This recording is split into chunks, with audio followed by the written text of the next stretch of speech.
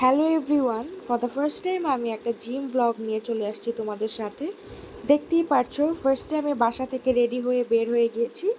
রিক্সা নিয়ে আমি আমার জিমে চলে আসলাম। দেন জিমে এন্ট্রি করতেই সবার সাথে দেখা হলো, হাই হ্যালো হলো।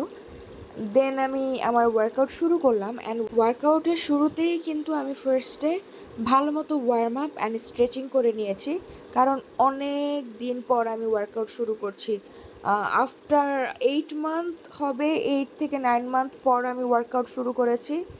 দেন ভালো মতো ওয়ার্কআউট করলাম, লাইক শুরু থেকেই ধরা যায়, কারণ অনেক দিন গ্যাপের পরে তো প্রথমেই এত প্রেশার নেওয়া যায় না।